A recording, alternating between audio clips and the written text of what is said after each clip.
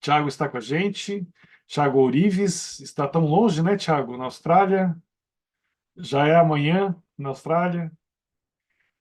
Olha, Então, ligação do futuro aqui. é... excelente. Então, sejam muito bem-vindos. A gente agradece vocês por terem organizado esse evento, né, para compartilhar com a gente o projeto de aceleração, pré-aceleração de negócios na Web3. É uma pena que a Sandra não está aqui conosco, a Sandra Heck. Ela está se recuperando, né? Desejamos para ela melhoras. Ela pegou dengue, né? Está aí uma epidemia aqui no Brasil, então a gente deseja melhoras para Sandra. Espero que ela fique bem. É uma pessoa tão importante, tão querida, tão simpática, que sempre ajuda, sempre tão generosa em compartilhar o conhecimento e apoiar os projetos. Quero fazer também um agradecimento muito especial ao Magno, né? O Magno é o nosso host oficial dos eventos aqui do Capítulo Brasil. O Magno tem uma habilidade muito grande, porque ele conhece, né, da parte do contexto de blockchain, de mercado, né? Ele é um profissional muito antenado, muito ativo e um voluntário que contribui muito aqui no Capítulo Brasil. E aqui no Capítulo Brasil nós temos uma comunidade muito ativa. Nós temos, daqui a pouco eu coloco aqui no chat as nossas redes sociais, são todos muito bem-vindos, muito bem-vindas para participarem. A comunidade troca muitas informações, ela participa dos eventos, mas ela também aparece oportunidades de trabalho, de projetos, o pessoal compartilha conhecimento, o pessoal tem muitas iniciativas, são empreendedores, têm suas empresas, ou estão em empresas, ou estão em projetos. Então, o pessoal participa muito, compartilha muita informação. O grupo do WhatsApp é muito ativo, também no Discord. Nós temos muita informação no nosso canal do YouTube, aqui da comunidade Hyperledger Brasil. Temos outras redes sociais. Então, eu convido todos para participarem.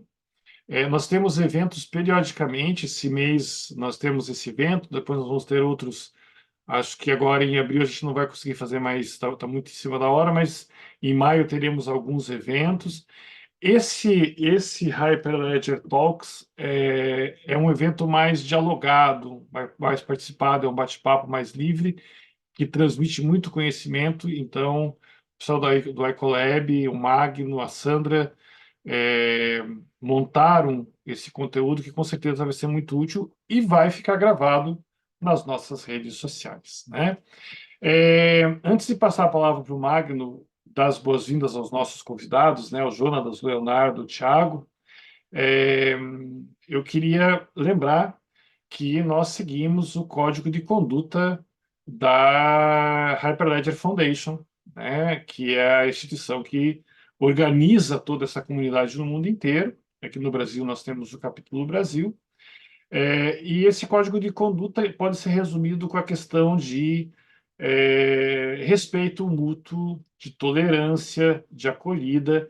Todos são bem-vindos, independente do seu nível de conhecimento, independente da sua área de atuação, independente do seu interesse. Todos são bem-vindos aqui nas nossas atividades do Capítulo Brasil, da Hyperledger Foundation, e a gente pede que a convivência seja pacífica, seja divertida, né? Seja bem relacionada e que as pessoas respeitem seus pontos de vista, a sua diversidade.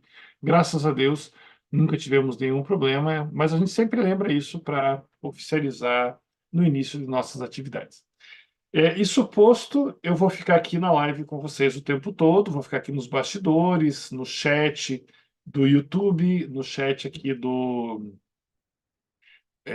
Zoom. Lembrando que esse evento está sendo transmitido ao vivo no YouTube, lá vai ficar gravado, né, para as pessoas poderem reverem, para assistirem. Eu vou ficar por aqui, mas eu passo agora a palavra para o nosso host oficial do Capítulo Brasil, para o Magno, iniciar as atividades. E novamente agradeço a presença de todos. Muito obrigado. Salve, salve, comunidade blockchain. Obrigado, José. Salve, comunidade do Rapeled Chapter Brasil. Boa noite, boa noite, boa noite. Uma palavrinha em inglês para a nossa audiência, né? If you are watching this live and do not understand the Portuguese language, then enable closed captions and automatic translation in your YouTube window to understand what we are talking about. Welcome and enjoy. Olá, pessoal. Boa noite. Meu nome é Magnóvio Cavalcante, sou engenheiro de software e sou voluntário aqui no capítulo do Hyperledger Chapter Brasil. Temos aqui mais um evento sensacional, mais um Hyperledger Brasil Talks, hoje com a presença de profissionais que atuam fortemente no Ecolab Brasil. Sem mais delongas, vamos às apresentações. O tema de hoje é Acelerando Negócios da Web3 com Blockchain. Então, vamos falar de Web3, blockchain, etc., né?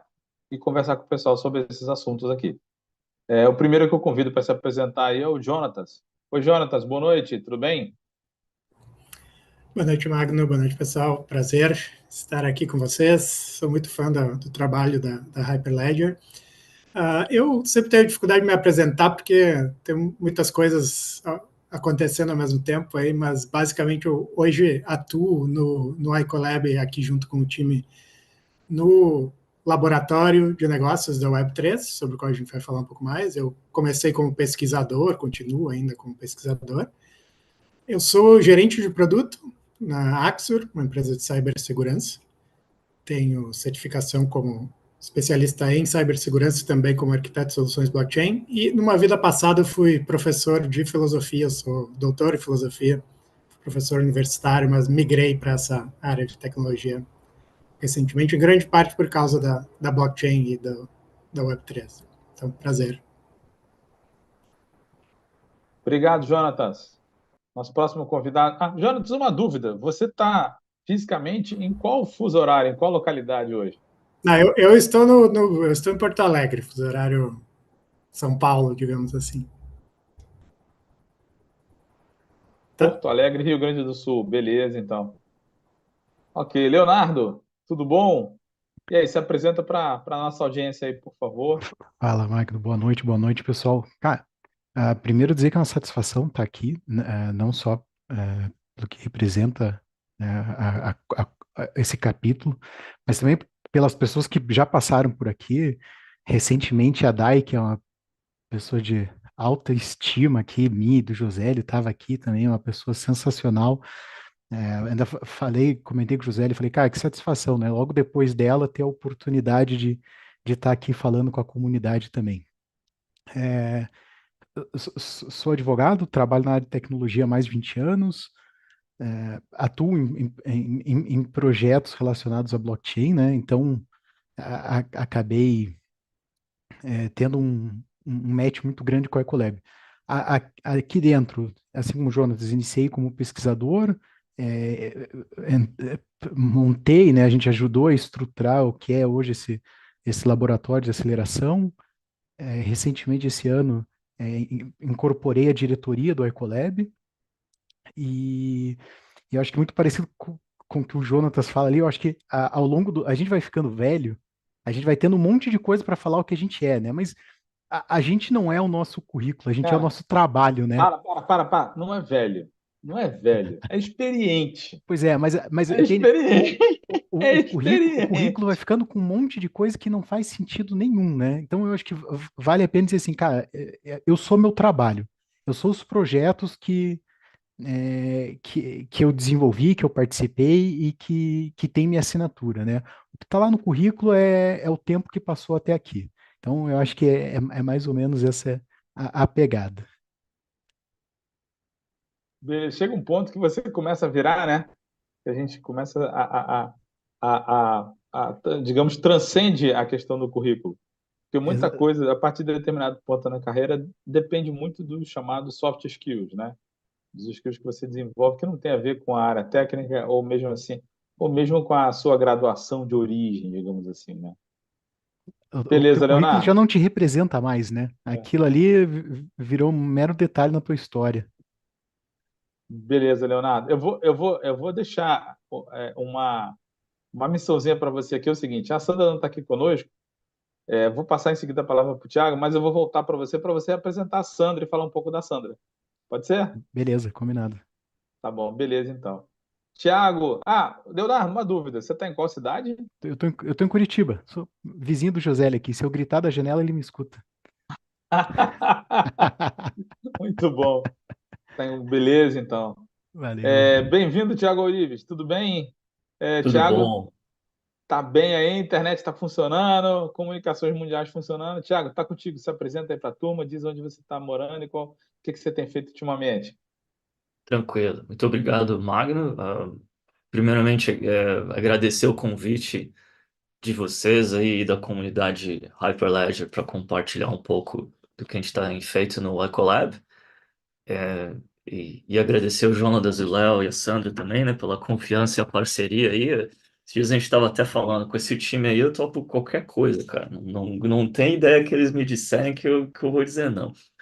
Mas, e assim, eu acho que é a mesma coisa, né? A gente vai evoluindo na vida e o currículo vai ficando misturado, assim. Então, eu acho que eu tô fazendo um caminho um pouco inverso do Jonatas. Eu tô voltando para a academia, né? Então, eu tô me aproximando mais das universidades aqui em cursos de Bitcoin e blockchain Layer 2 focada em Bitcoin. E eu acho que esse tem sido meu foco nos últimos 2 anos, né? Explorar DeFi usando Bitcoin como a plataforma de sustentação. E antes disso, me envolvi em outros projetos com Solidity, Ethereum e Hyperledger também. E numa vida passada, completamente focado em software enterprise na plataforma SAP. E é isso, eu estou morando em Sydney, na Austrália, eu moro aqui há uns 9, 10 anos, mais ou menos, e, e tenho ajudado o iColab nessa capacidade de auxiliar a aceleração de projetos e de startups que queiram ser, vamos dizer, construir e achar formas de construir projetos e escalar projetos existentes usando metodologias blockchain. É isso. E às vezes eu me atrapalho com português, mas eu vou fazer o meu melhor aqui. Então, qualquer coisa vocês me corrigem. Ótimo, Tiago. Obrigado. Só para a audiência ter uma ideia, né? Aqui no Brasil, no fuso horário Brasília, São Paulo, Rio de Janeiro, nesse momento são 19 horas e alguns minutos. Eu acho que em Sydney são 6 horas e alguns minutos, né? 8h22 da manhã aqui. Nossa, mãe do céu. Você tá bem? Você tá falando com a gente do futuro, então, né? Exatamente, exatamente. Exatamente. O que eu posso contar para vocês, a quinta-feira de manhã já é ótima, entendeu? Só coisas boas a esperar. Muito bom. Pessoal, a Sandra Heck é outra convidada aqui. A Sandra é diretora da Ecolab, mas ela não pôde estar presente por uma questão de licença médica, né? A Sandra está se recuperando aí. Espero vê-la brevemente aqui novamente na comunidade, nas nossas lives, etc. Mas eu vou pedir para o Leonardo aí apresentar, fazer às vezes a Sandra apresentar e contar um pouquinho do histórico da Sandra aí. Leonardo, por favor. Vamos lá, cara. é, Acho que o ponto relevante para falar da Sandra aqui, além de todas as qualidades técnicas já conhecidas, né? é, Ela ser uma pesquisadora, ela ser uma investidora anjo, ela ter formação em design, etc. O ponto relevante é que a Sandra é uma das cofundadores do Ecolab, né? E mais, eu acho que para todo mundo que está envolvido com o Ecolab de alguma forma tem a percepção que ela é o motor do Ecolab. Ela é envolvida com uma quantidade enorme de projetos ali dentro. Às vezes a gente até fala, olha, não precisa abraçar o mundo, né? Ela, não, mas se eu não fizer, não vai sair como a gente quer. Então, essa é a Sandra. Eu acho que ela, junto com o José, é uma das grandes responsáveis, inclusive, por conseguir realizar esse encontro que a gente tem hoje, né? Então, essa é a Sandra. Eu imagino a angústia que ela está sentindo por não estar aqui participando com a gente desse encontro. Eu acho que ela só não está podendo falar. Para o nosso público aqui que não conhece, né? iColab é uma sigla, é um acrônimo. O que é a extensão? A pessoa olha assim e começa a pensar: eu acho que tem alguma coisa por trás aí. O que significa iColab? Já que tu deixa essa eu tenho uma super breve apresentaçãozinha falando do Ecolab, então vou aproveitar. Vamos lá, Jonatas, apresenta aí para o nosso público, por favor. Estão vendo minha tela? Chegou o Estou conteúdo aqui para delay. gente. Lembra que no vídeo final você está aparecendo uma caixinha, tá? Ao lado da apresentação, tá bom? Tranquilo. O importante é o conteúdo. Mas, então, a Ecolab é Instituto Colaborativo de Blockchain. Essa é a sigla. Claro que tem várias conotações aí, né, do ICO, etc., quando foi fundado, mas a ideia é, a sigla em si significa isso, Instituto Colaborativo de Blockchain. Eu coloquei o link no chat, né, para o nosso site, icolab.org.br. Lá vocês podem encontrar mais informações. Tem o nosso grupo de WhatsApp, que é aberto também para a comunidade, enfim, uma comunidade bem vibrante ali. Nós somos o primeiro instituto de blockchain no Brasil, né, um instituto de pesquisa focado nisso. Nós já estamos comemorando 5 anos de existência agora. E somos também uma ICT sem fins lucrativos, né? Então, a gente tem várias frentes aqui e, basicamente, nós temos 4 pilares, né? O primeiro Jonatas, pilar, que acho que foi... Desculpa te interromper. Você falou que o Ecolab é uma ICT sem fins lucrativos. Explica para a turma aí que tem muita gente que não sabe o que é uma ICT. ICT é uma instituição de ciência e tecnologia, né? Um instituto de ciência e tecnologia. Nós somos reconhecidos como um instituto justamente para essa área que eu ia falar agora, que é para a área mais acadêmica de pesquisa, né? Acho que o Ecolab surgiu com esse foco mais na pesquisa. Foi aí que eu entrei, né? Foi aí que o Leonardo entrou também, foi aí que eu conheci. Hoje somos mais de 50 pesquisadores, divididos em diferentes grupos de interesse. E esses grupos se organizam, se auto-organizam, é uma espécie de DAO mesmo, né? Se organizam para pesquisar um tipo de assunto em particular. Na época que eu entrei, a gente estava na área de pesquisas integradas, que era uma coisa bem multidisciplinar, mas tem pesquisas mais focadas em governança, ReFi, etc., né? Então tem várias iniciativas aí. Essa é basicamente a porta de entrada, todo mundo está convidado a participar, né? A condição é simplesmente se comprometer a dedicar um certo tempo para a pesquisa, encontros semanais, publicações, etc. Depois a gente tem o Ecolab Up, né, que é o nosso laboratório de negócios mesmo, sobre o qual vamos falar mais daqui a pouquinho. Mas eu, junto com o Léo, com o Thiago, com a Sandra, idealizamos isso, né, como uma forma de aplicar uma metodologia para negócios de startups, né, especificamente voltado para iniciativas em blockchain. E nós somos agnósticos em relação ao blockchain, então nós temos projetos usando diferentes tipos de blockchain, temos projetos também usando a Hyperledger. Temos depois o Ecolab Biz, que é focado mais em consultoria e projetos inclusive educativos, cursos, formações, etc.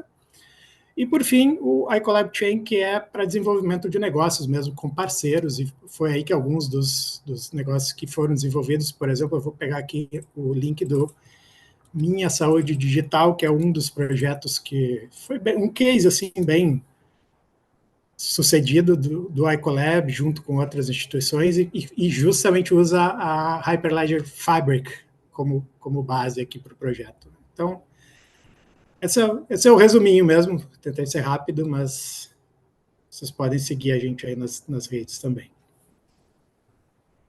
Beleza, Jonatas. Muito obrigado por apresentar para a gente aí o Instituto Ecolab. Então, vamos lá, pessoal. Nosso assunto aqui é acelerando negócios da Web3 com blockchain, né? Então, vocês vão fazer alguma apresentação, algum material inicial para introduzir a discussão, etc. Quem vai fazer, o Leonardo ou o Thiago? Pode ser, eu acho que eu vou compartilhar a tela aqui. Achei legal que quando o Jonathan estava falando, eu conseguia ver que a tela estava do lado. Então, se eu apontar para cá, vocês conseguem ver eu apontando para a tela, é isso? Olha aí que bacana. Desculpa, Mexe o Magnus, mouse tá? aí de novo. Deixa eu ver, ó. Se eu fizer assim, vocês É conseguem pro ver? outro lado. Ó, pro outro lado. Oh, meu Deus. Ok, deixa eu virar aqui.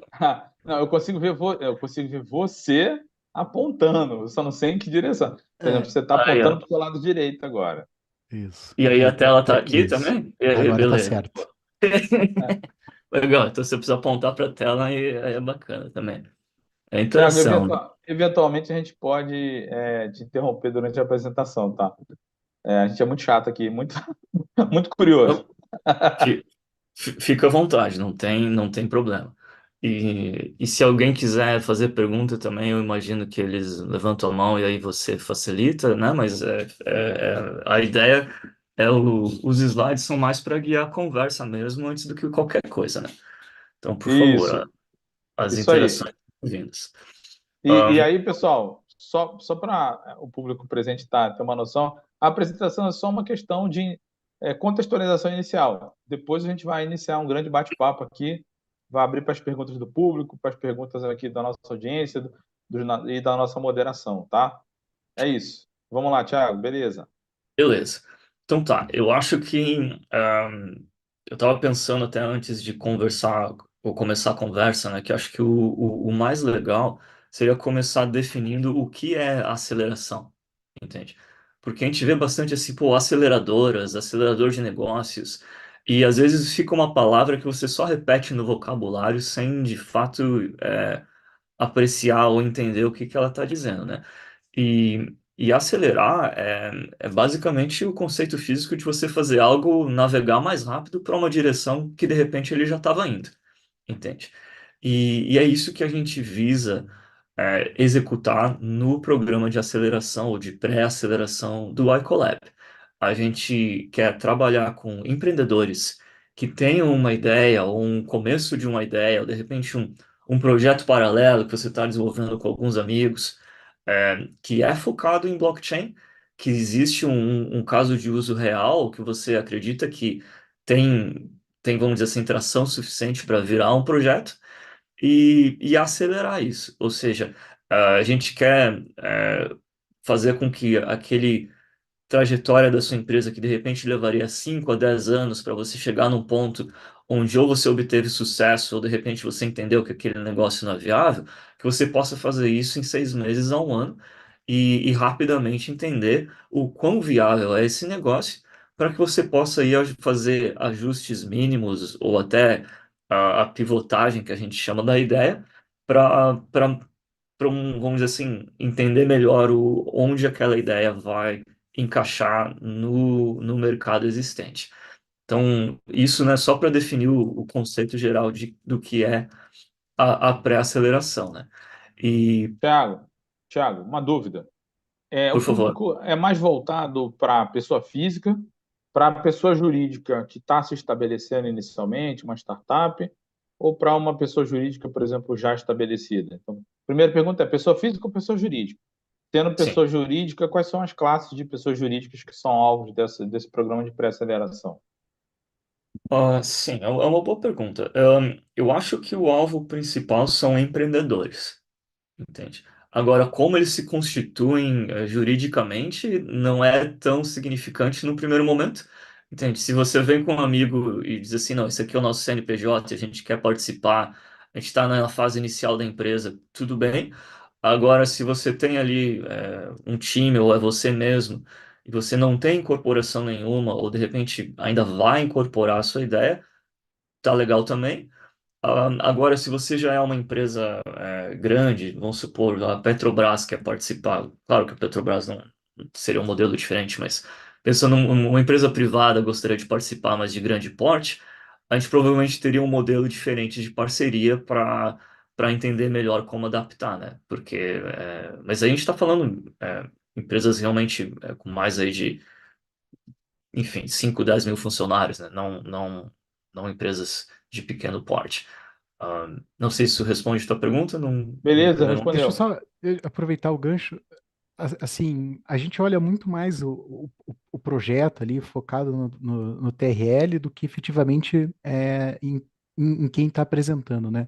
Então, por exemplo, a gente já teve situação que era um grupo de pessoas físicas que tinha acabado de sair da ideia de um hackathon, e aí, beleza, eles nem se conheciam direito, porque eles efetivamente tinham saído ali, tinham ganho esse hackathon, e vindo para o programa com esse projeto, como a gente também já teve empresas que já existiam há 3, 4 anos, só que o projeto não tinha passado pelas fases de maturação.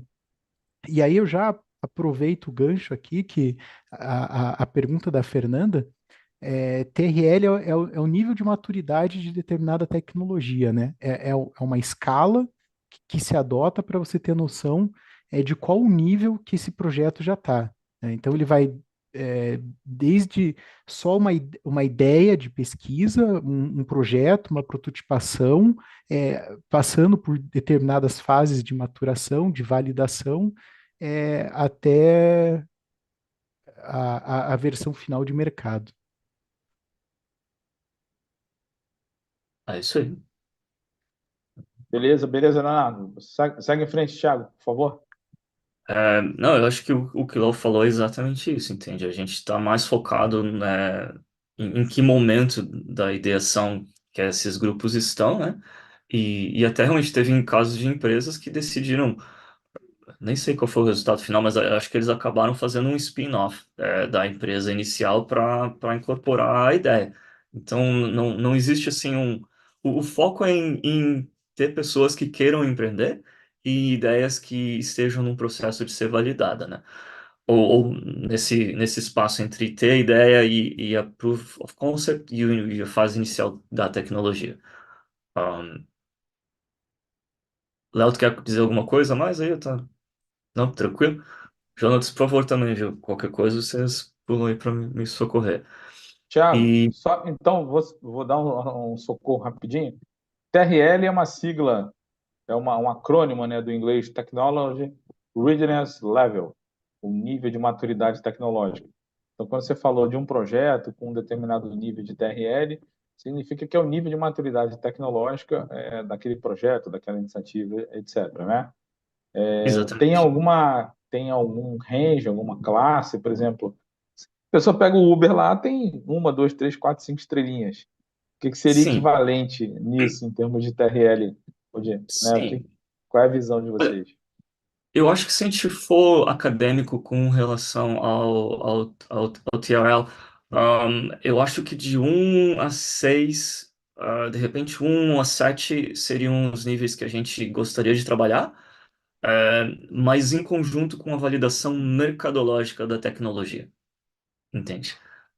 Que em teoria eles vão hand in hand, mas às vezes não necessariamente, né? Então, as fases 1 a 3 do TRL, elas são de desenvolvimento, ó, de pesquisa inicial, né? Você está observando os teus princípios e desenvolvendo a validação da tua ideia até tu chegar à prova de conceito. E ali de 4 a 6, tu tá implementando aquele conceito com a tecnologia já que seria operacional, mas ainda não está na fase de prototipação. Então, essas seriam as fases com relação à tecnologia, mas ainda, de novo, né, sem ignorar o foco mercadológico. Por quê? Porque às vezes tu tem uma ideia e é esse o ponto da aceleração, muitas vezes, né? Muitas vezes tu tá tão apaixonado pela tua ideia e eu, como tenho um background de desenvolvedor, às vezes eu acho a minha ideia genial e quero construir ela, entende? E vou passar 3, 4 anos construindo até ter uma solução gigantesca que resolve um problema que não existe, entende? Ou existe para mim mesmo, ou é o que eu achei que existia. Então não é só o readiness da tecnologia, mas é o product market fit, entende? E se, vamos supor, uma pessoa que nem eu nesse cenário entra no Startup Lab, o que a gente vai tentar ajudar é fazer essas perguntas para que essa pessoa entenda, não, legal, essa tecnologia é boa e funciona, mas ela resolve algum problema da vida real? E se ela resolve algum problema, é algo que as pessoas querem pagar e existe um mercado para isso, entende? Então é um conjunto disso, entende? Da tecnologia não estar tão adiante na, no desenvolvimento, mas também da fase da mercadologia, ou do conceito mercadológico ainda está em desenvolvimento ou não está completamente provado ainda. Muito boa Posso? explicação, Thiago. Muito boa. Eu acho que o Jonas queria completar algo aí, né? Só um complemento, o que a gente tem visto, eu acho que, como aqui a gente está falando com um público que é basicamente, eu imagino, né, de entusiastas da tecnologia, vamos dizer assim, é muito comum entre nós, entre esse público, que as pessoas se apaixonem muito pela solução, né? As pessoas pensam numa solução. Por exemplo, um exemplo que surge muito. Hoje todo mundo está querendo usar inteligência artificial, né? Então eu não sei exatamente o que eu quero fazer com esse negócio, mas eu quero colocar inteligência artificial nisso. Tempo atrás foi blockchain também, né? Então, o que a gente tenta muito fazer é fazer a pessoa dar um passo atrás, ou vários passos atrás, né?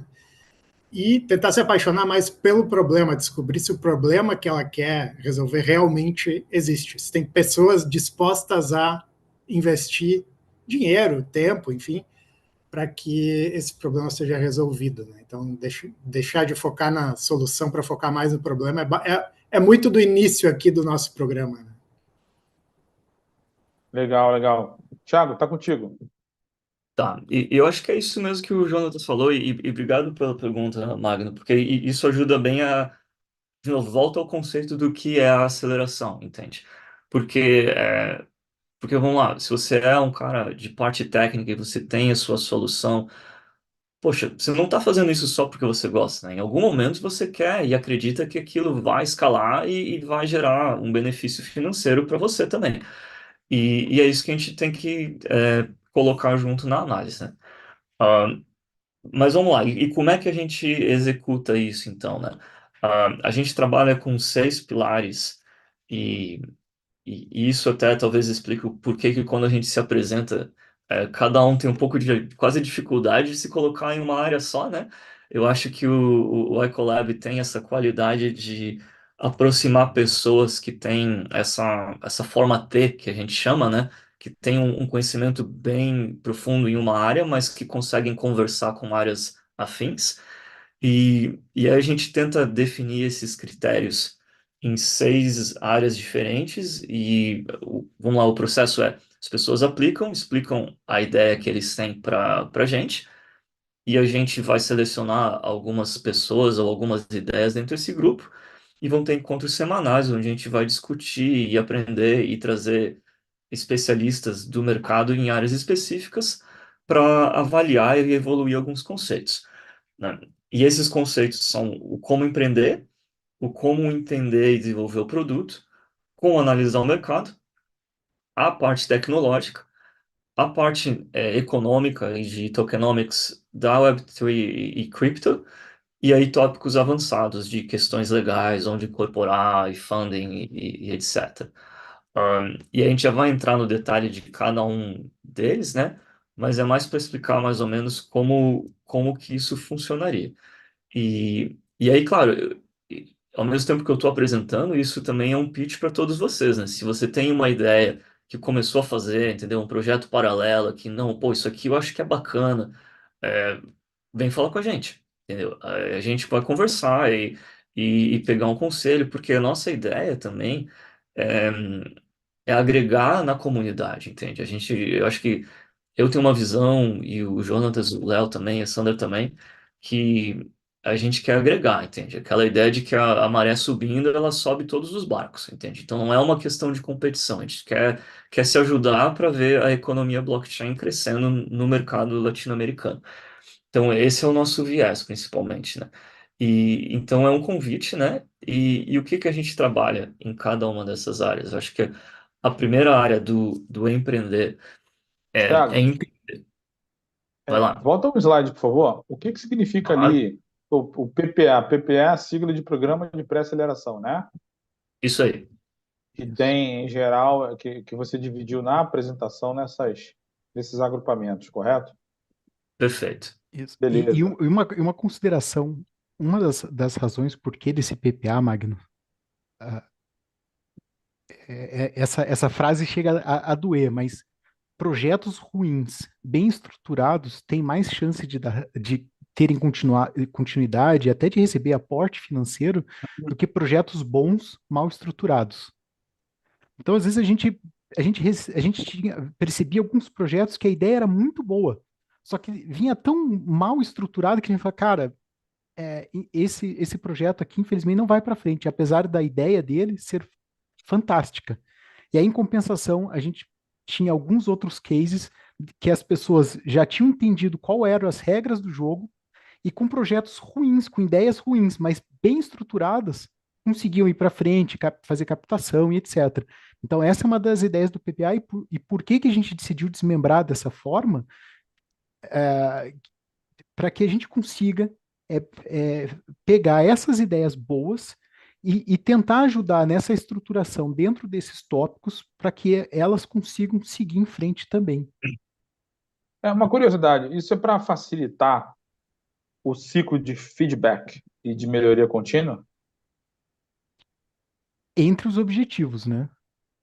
Hum. Porque, principalmente quando a gente pega um projeto mais básico, mais cru lá, como a gente estava falando, às vezes ele nem está nesse ponto ainda, né, dessa revalidação, dessa análise.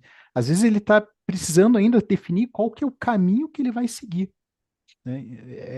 É um passo anterior ainda, então é esse o objetivo do PPA. Por isso que eu falei, às vezes o projeto ele vem da ideação ali, se ele tem se a gente percebe que ele consegue acelerar rápido, a ideia é boa, o time é estruturado, podemos seguir dali. Beleza, beleza, Léo. Thiago? Vamos adiante, então. Eu acho que vou pegar o gancho do Léo e vou usar isso para explicar o primeiro tópico, né? Que é como empreender.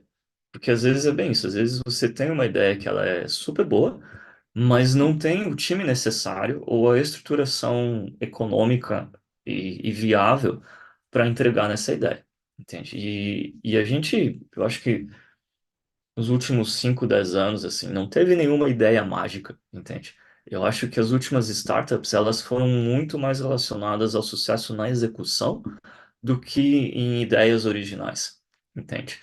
E é esse o foco aqui, entende? É pegar, achar pessoas ou auxiliar pessoas que tenham uma ideia que é viável enquanto ideia e ajudar eles a colocarem as peças que de repente estão faltando, entende? Isso pode ser de repente um desenvolvedor que tem uma ideia bacana, mas não sabe ainda como vender, não tem o storytelling naquela ideia.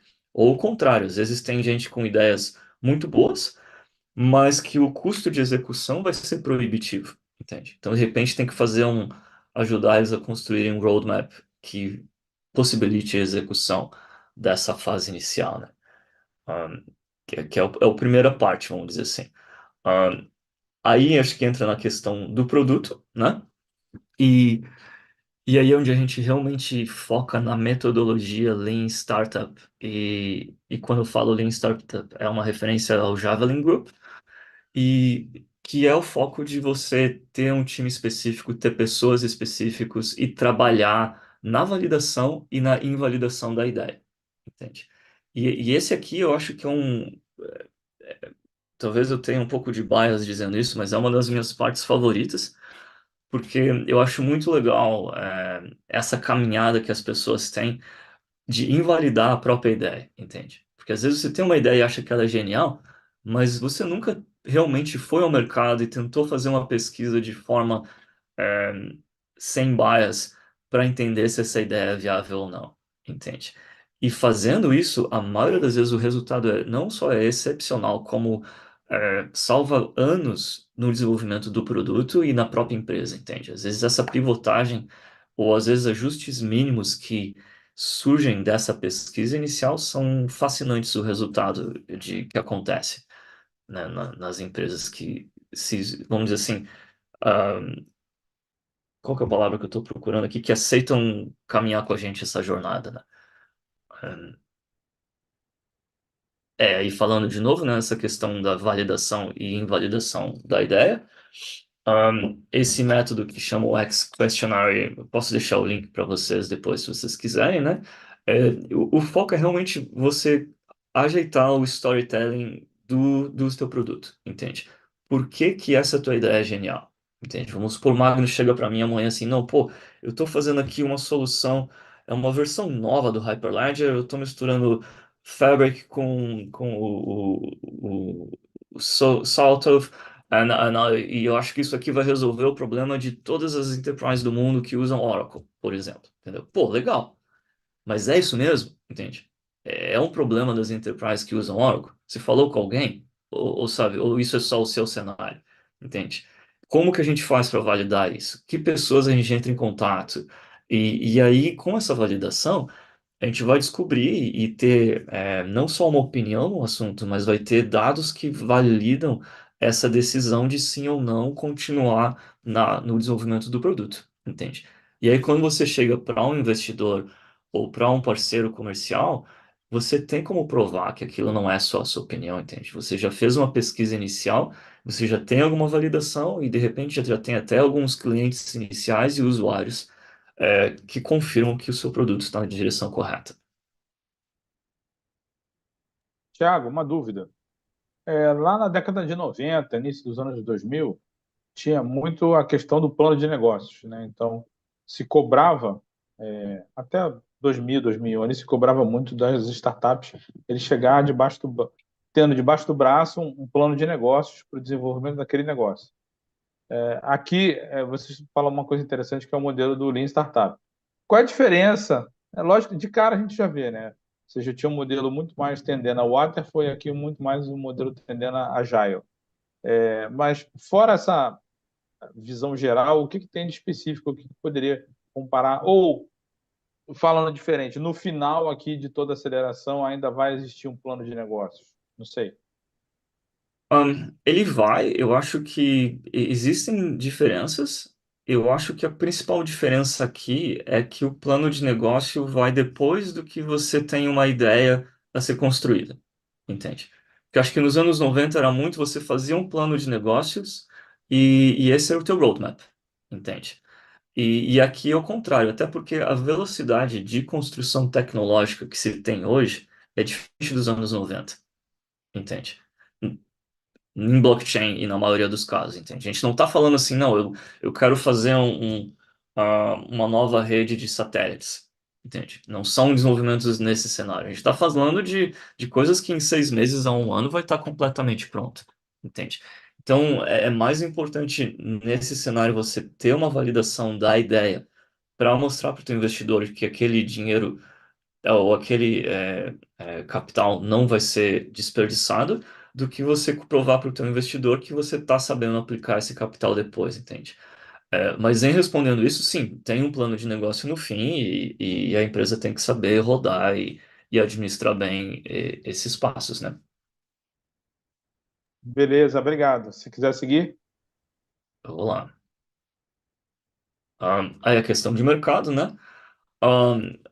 Que eu acho que realmente é mais, não é tão focado na área de enterprise, mas envolve isso também, é como construir uma comunidade, que eu acho que a maioria dos projetos que a gente auxiliou até o momento tem um foco mais em retail, né? Mas no caso de ser enterprise, tem um outro processo que a gente avalia, só não é esse slide, que é como realmente engajar e como trabalhar e entender o seu mercado e se posicionar e comunicar essa ideia, enfim, como vender o teu produto, vamos dizer assim.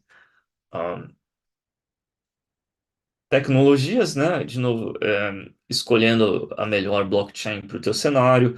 é, Enfim, no caso, vamos dizer assim, vocês vindo de uma comunidade Hyperledger, provavelmente vocês aqui têm que ensinar a gente nesse sentido e não o contrário, né? Mas de um modo geral, às vezes as pessoas têm ideias, mas não sabem escolher dentre as blockchains existentes quais são melhores para o cenário que eles estão trabalhando, entende?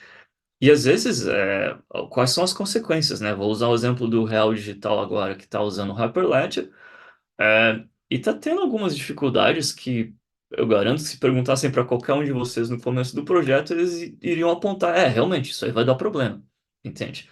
Então, vamos dizer assim, é acelerar o processo no sentido de colocar essas perguntas numa etapa inicial da conversa. Vou aproveitar a oportunidade para falar uma coisinha, né? Que eu me lembro ainda que o pessoal do Banco Central citou que não existe, não vai existir um real digital, né? O real vai continuar sendo o real e ele vai ser, digamos, transacionado ou transformado por meio da plataforma Representado. Drex, representado por meio da plataforma Drex. Isso aí, obrigado. Assim como Então, tem a plataforma Pix, né? Então, o povo costuma comentar isso, etc., mas eu tento tirar um pouco o meu chapéu de tecnologia e representar assim, como Não, é que eu converso sobre esse assunto com o porteiro do meu prédio, com a pessoa que está lá na porta do restaurante que não entende nada de tecnologia. Como é que a gente vai representar isso, né? Que é a pessoa na não, ponta da tranquilo. linha. Não, tá corretíssimo a correção. E, de novo, né, eu não... Os Tranquilo. termos Os termos técnicos em português eu me perco, É, mas sim, o real continua sendo o real, ele vai ser representado tanto, né, no papelzinho, no plástico físico ali, como na tua conta bancária no númerozinho, como na blockchain pela representação do hash. Mas é o mesmo real. E o valor que ele tem ou não tem continua sendo o mesmo, né? Então, eu vou levantar uma dúvida aqui para vocês responderem aí, em torno do tema e da palavra-chave blockchain, né? Então, digamos que a partir do que está na apresentação aí, a gente pode entender como blockchain como uma rede de negócios descentralizada, né? Na qual as informações são distribuídas e a confiança distribuída. Ou seja, embaixo da Web3, o que a gente está falando aí é de uma solução de software, um negócio novo que se baseia numa rede de negócio descentralizada, né? Que os dados são distribuídos. Nessa visão de negócios, qual é o posicionamento que as empresas ou que as aceleradas podem ter junto a vocês? Porque, logicamente, vai existir uma tendência de ter empresas de tecnologia, mas, eventualmente, pode surgir, e assim, eu acho interessante que surja, pessoas de fora da área de tecnologia querendo aproveitar esse conceito aqui de confiança descentralizada e distribuída para poder né, fazer uso, implementar no mercado ou colocar alguma coisa diferenciada no mercado. Então, nesse contexto que eu tentei colocar para vocês aí, o que é que vocês podem dizer, explicar para o público aí e como é que a gente pode trabalhar isso? Sim. Não, legal. É uma boa pergunta. A minha visão, e eu vou deixar o Léo e o Jonatas comentarem também nisso, né? É que ele tem os dois lados. A gente tanto procura pessoas que entendam a tecnologia, como pessoas que tenham ideias para o uso da tecnologia, entende? Mas o foco tem que ser resolver um problema, entende? E não construir a tecnologia por si só. Então, a gente procura pessoas, e às vezes o que acontece é ter uma conexão de dois grupos, que de repente um grupo tem três, quatro desenvolvedores, mas não está conseguindo evoluir numa ideia. E tem outros grupos que vão ter ideias excelentes. Então, eles podem, de repente, até surgir uma parceria nova entende? Durante um dos programas de pré-aceleração. A gente quer agir na forma de é, acelerar e aproximar pessoas com esse interesse comum de resolver problemas usando a blockchain.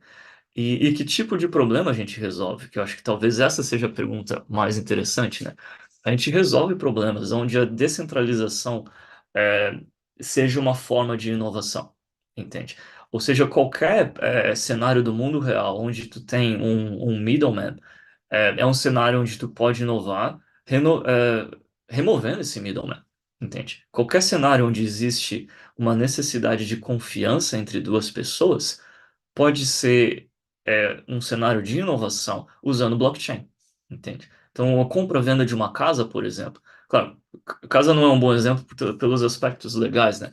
Mas vamos dizer assim, compra e venda de outros assets, elas poderiam ser muito mais descentralizada se você remove essa figura da confiança com o homem do meio e passa a fazer isso de forma programática e mais barata, como resultado final. Então, são essas ideias e essas oportunidades que a gente quer explorar e que a gente quer auxiliar pessoas que estejam trabalhando para explorar. Vai lá, Léo, ia falar? Deixa eu aproveitar só, assim, na minha opinião, Magno, esse é o cenário ideal. Às vezes, por exemplo, quando chega uma empresa que não é especificamente focada no ramo de tecnologia, com um problema que essa característica da blockchain, né, de descentralizada e etc., pode resolver esse problema. Para mim, essa é a combinação perfeita. Porque o que a gente viu nos últimos tempos, e até agora no próprio PPA aparecem muitas, são empresas ou projetos que querem utilizar a blockchain só por dizer que tem um projeto em blockchain, mas que não efetivamente que tem conhecimento ou etc. de quais são os benefícios, né, dessa tecnologia, assim como os, os aspectos negativos. Então, a gente presta muita atenção nisso, tanto que alguns projetos a gente fica, cara, beleza, teu projeto é muito legal, mas isso aqui não tem a ver com blockchain Web3. Você está forçando isso aqui. Onde que, por favor, me demonstre onde que está a aplicação de blockchain aqui para que a gente possa é, ver a viabilidade do projeto, mas nem sempre a gente consegue. Então, nesse caso, não faz sentido. E eu acho que esse, na minha opinião, esse é o caminho. É esse o que a gente busca. O que eu ia enfatizar também é que a gente está olhando aqui um slide da fase 4, né? Essa é uma fase relativamente avançada do programa. Algumas startups nem chegam nessa fase, né? Inclusive, a gente faz uns testes aí, vê que o que a gente tenta fazer até aqui é o momento de pensar na tecnologia, pensar na blockchain, pensar no detalhe técnico de como implementar.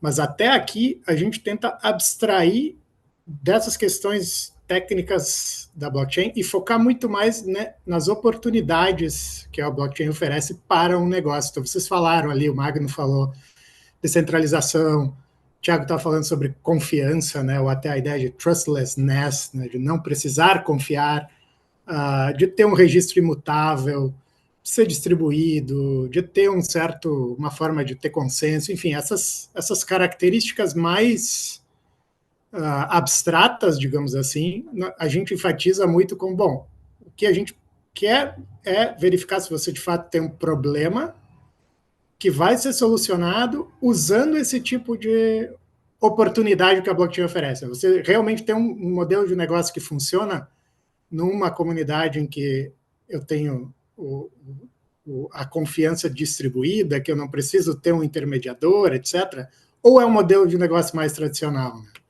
Então, a gente foca muito mais, eu acho, nesses conceitos que podem ser aplicados. E aí a questão, assim, eu pelo menos acredito que se a gente encontra product market fit, se a gente encontra de fato um problema que vai poder ser solucionado, mesmo que o time não tenha grande conhecimento técnico em blockchain particularmente, isso a gente dá um jeito depois, né?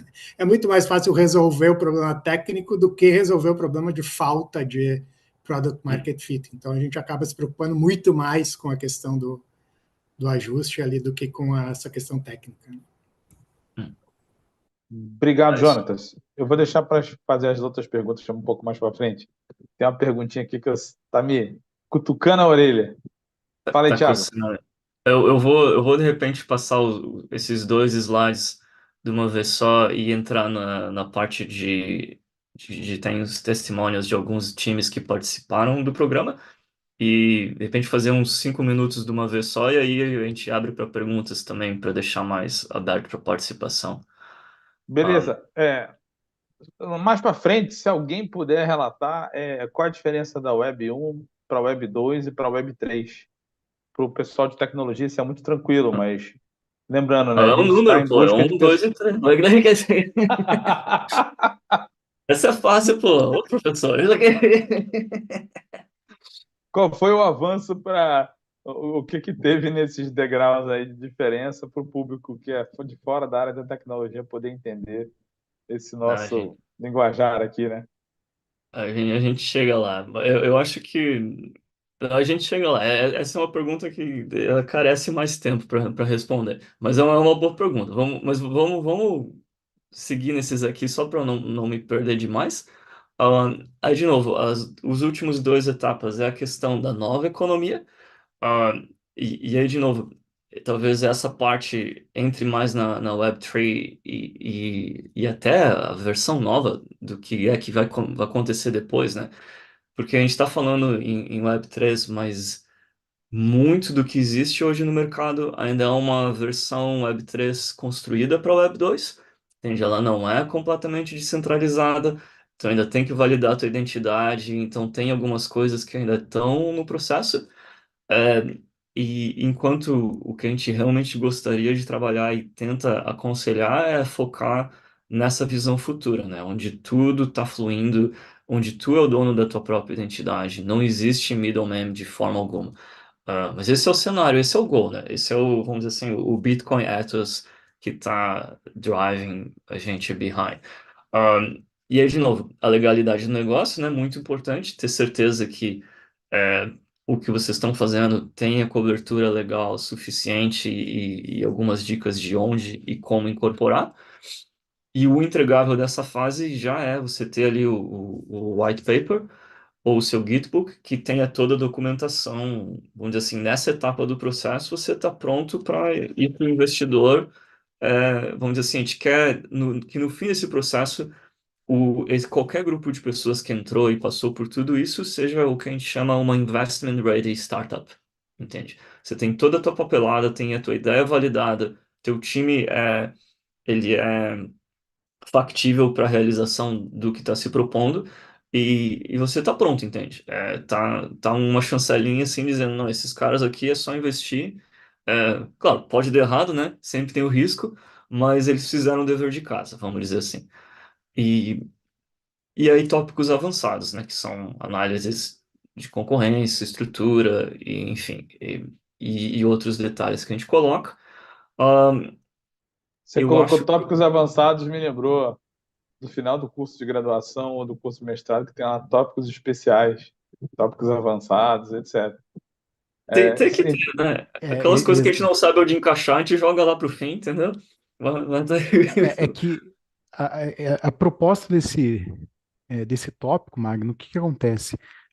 A gente tem uma característica que os projetos que participam do PPA são muito diferentes, inclusive em objetivos. Então, por exemplo, a gente tem projetos que eles estão ali com foco exclusivamente em arrumar a casa para pegar recurso, por exemplo, de um investidor, de um VC, etc. Ou a gente tem projetos que ele já tem um investidor, ele não está precisando desse tipo de captação, mas ele precisa se arrumar para o mercado. Então, para cada um, né, desses tipos de projeto, eles vão ter interesse em alguma demanda específica. E aí, nesse momento, a gente desmembra o PPA, essas mentorias passam a ser individuais com cada projeto, e aí, como o Thiago falou, a gente tenta trazer ou alguém de mercado, ou alguém do próprio Ecolab que já tenha uma experiência relevante nessa área, para contribuir especificamente com aquela demanda do projeto, né? Então, por isso que fica tópicos avançados. O que que é? Cara, eu vou te dizer, todo semestre muda. A gente já vai traçando, fica no final, mas a gente já vai traçando conforme o perfil dos projetos que estão ali. A gente poderia dizer que a graduação do PPA seria o nível 5 e o nível 6 já são os próximos passos do tipo pós-graduação. Você vai por esse caminho aqui, ou seja, Eu é diria, aquele momento que ele vai, agora você vai para o mercado e a tua estratégia é, também é essa eu, aqui. eu- eu vou dizer assim, ó, que se o PPA fosse uma graduação, os tópicos avançados seriam as optativas. Ah, beleza. Beleza. eu acho que é bem isso que o Léo falou, né? Não só as optativas, mas também é o. Como é que chama quando você tem no mestrado, que você tem aquela pessoa, o professor ali do lado tentando te auxiliar ali, entendeu? É algo Orientador. orientador, obrigado, obrigado. É o orientador, entende? É você entender, porque dependendo da sua linha de pesquisa, é o que ela falou, você vai precisar um orientador com esse background para te ajudar no objetivo tal. Aí, de repente, teu colega está estudando outro assunto, não precisa daquela informação, ele vai precisar de ajuda em outras áreas. Então, é mais isso, entende? A gente tenta fazer algo que é mais tailor para a situação específica de cada empresa.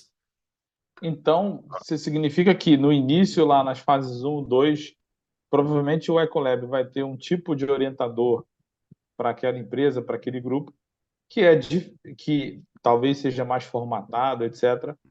do que no nível 5 e no nível 6, que já vai ser um orientador muito mais especializado, focado no mercado, talvez até, digamos, um quê ali de Shark Tank, alguma coisa assim. Essa é a ideia. Justamente para que a gente consiga, dentro do prazo, que é o PPA, colaborar o máximo possível com o projeto, né? É isso aí. Beleza. Ahn, Thiago, se quiser seguir? eu vou. Aí eu vou pular isso aqui só para, porque eu acho que é interessante pegar informação de feedback, né? Vamos lá, a gente tá vendendo o produto, né? Tá vendendo o nosso pitch, né? Eis aqui algumas pessoas que participaram e viram valor nisso, né? É, eu vou deixar aqui na tela o pessoal ler, mas basicamente são. Thiago, é, eu vou te pedir um favor, lê pra gente, porque tem pessoas que estão acompanhando a live somente por áudio, tá? entendi. Eu não gosto de ler slide, mas vamos lá, vamos lá. Então, esse primeiro feedback é de um grupo que chama Colecionável Digital. Foi um grupo bem legal, muita vontade deles de fazer e acontecer e realmente querendo validar as ideias. E o feedback deles foi que, eu vou ler, né? Participar do programa de aceleração do iColab foi uma experiência incrivelmente valiosa para colecionável digital, através de workshops abrangentes, mentorias especializadas e apoio personalizado.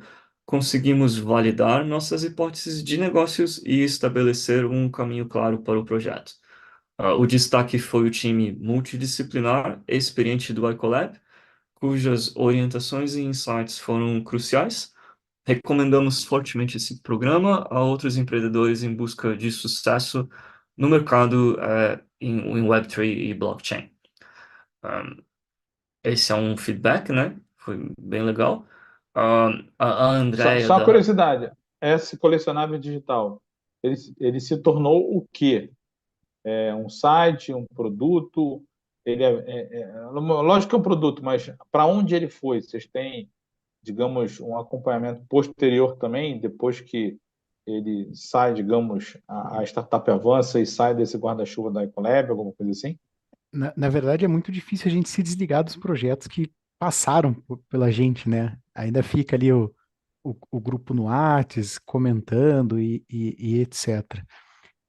Alguns desses projetos, por exemplo, como o Jonas falou, tiveram alguns projetos que chegou no final do programa e a gente percebeu, olha, não é viável, né? Essa solução não tem aplicação de mercado, ou não chega a ter efetivamente é, uma condição de você monetizar em cima dela, né? E aí você precisa reajustar e etc. Então, é, a colecionáveis, por exemplo, é um desses exemplos.